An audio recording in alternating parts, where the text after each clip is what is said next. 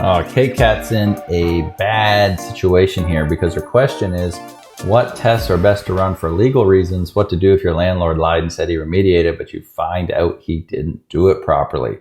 Properly is the big issue here. Landlords, and I and Karen and myself say this all the time in the group, and it is, you almost never want your landlord to fix your mold problem.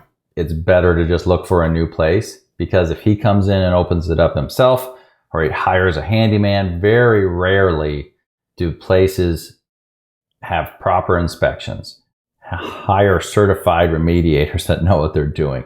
And I've heard time and time again, people having horrible experiences when management gets involved and comes in and opens it up. Like I have one lady that she came back after they remediated the mold in her wall, and she had drywall dust and garbage everywhere on her stuff because they didn't do containment.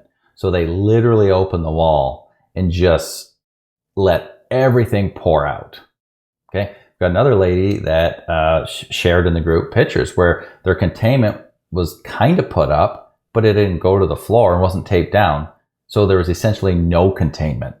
Okay. And their air scrubber venting outside had the whole window open. So what blew out came in. There's no negative air pressure. It was a whole bunch of nothing, but they're trying to check a couple boxes. Use containment? Yes. Use an air scrubber? Yes. But they didn't do either of them properly. So it contaminated the whole home and caused her daughter to be very unwell, which she now has to try to figure out what to deal with.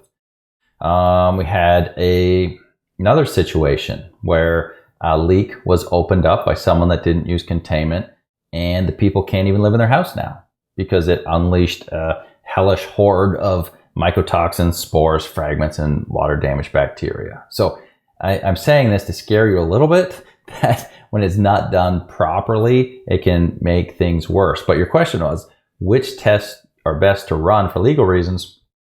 Legally, you're going to need air testing done by a mold inspector that does air sampling. Okay. Now, general air sampling like that misses most mold, but hopefully he can get close enough to a problem that he's able to pick up a problem.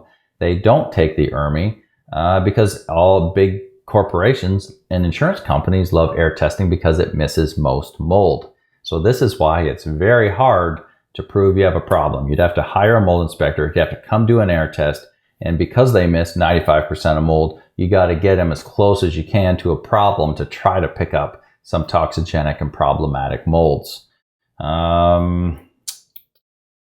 What to do if he remediated, but you find out he didn't do it properly. Yeah, so that's not surprising that it's not done properly. Can actually make people worse. That's why we say don't even go down that path if you're at a place where you're wondering if they're going to do it right or not. If you're at a high-end place and paying $6,000 a month for rent, then maybe they're going to get someone in right that knows how to do it right. But very oftentimes people end up worse. And we say, hey, why don't you start shopping for a place that's a little healthier rather than have this open and then you have to get out quick with nowhere to go. But as for the testing, you're going to need an air test done close to the source as possible to try to get a third-party tested air sample that shows a problem. Hope that helps, Kate. Do you have questions about mold in your home or body? Book a consultation with Matt, aka the Mold Man, to guide your home and body to the next level of healing.